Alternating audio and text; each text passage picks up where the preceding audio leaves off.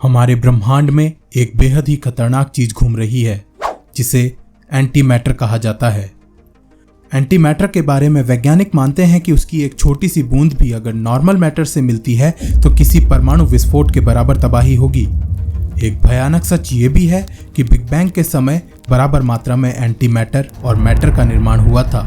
इसे इस तरह भी देखा जा सकता है कि हमारे ब्रह्मांड का एक एंटी मैटर ट्विन भी हो सकता है जो इस दुनिया का या यूं कहें कि पूरे के पूरे ब्रह्मांड का ही विनाश कर सकता है।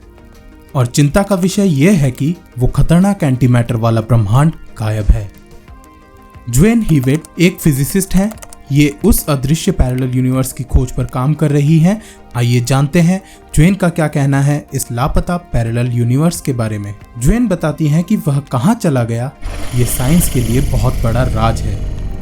हर पार्टिकल का उससे जुड़ा एक एंटी पार्टिकल होता है। उसका वजन भी उतना ही होता है जितना उसके पेरेंट पार्टिकल का होता है, मगर उसकी प्रॉपर्टीज बिल्कुल उलट होती हैं।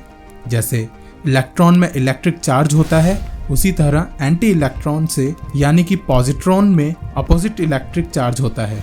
जब मैटर और एंटी मैटर आपस में टकराते हैं तब एक बड़े धमाके के साथ एनर्जी का एक तेज प्रवाह होता है, जैसे कि कोई भयानक विस्फोट। अगर बिग बैंग से मैटर और एंटी मैटर बराबर बने थे तो उसके साथ इन दोनों में से एक चीज हुई होगी। पहली ये कि अगर मैटर और एंटी मैटर का कोई पार्टिकल आपस में टकराया होगा तो वो पूरी तरह से खत्म हो गए होंगे। पर पॉसिबिलिटी ये भी है कि कुछ एंटी मैटर और मैटर अभी तक आपस में टकराए ही ना हो। ये भी हो सकता है कि उनका धमाकेदार मिलन होगा।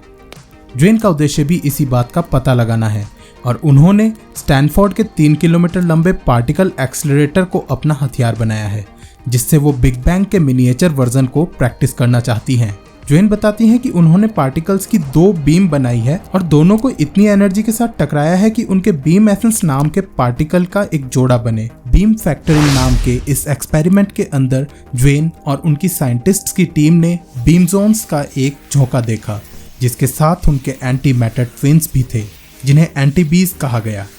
ये उन एक जैसे मगर अपोजिट पार्टिकल्स के बीच मामूली से मामूली फर्क ढूंढने लगे। ज्वेन बताती हैं कि अगर आप बीम और एंटी बीम को स्टडी करना चाहते हैं तो आपको उस वक्त के बीच का अंतर देखना होगा जब वो डीके होते हैं, मगर वो कुछ ही देर रहते हैं, जिससे उनकी स्टडी कर पाना बहुत मुश्किल है।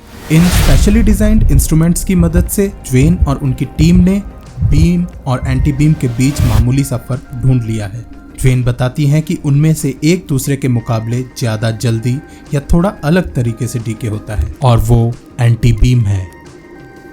मैटर और एंटी मैटर के मामूली से फर्क से भी बिग बैंग के बाद जो भी हुआ उसके ऊपर काफी असर पड़ा होगा और प्रोबेबिलिटी ये है कि उससे एक बिल्कुल अलग ब्रह्मांड का निर्माण हुआ हो। ज्वेन बताती हैं कि बिग बैंग के बाद बने एक बड़े से ग्रुप में से अंत में एक छोटा सा पार्ट बच गया और उसमें ही पूरे ब्रह्मांड का सारा मैटर कंटेंट समाया है।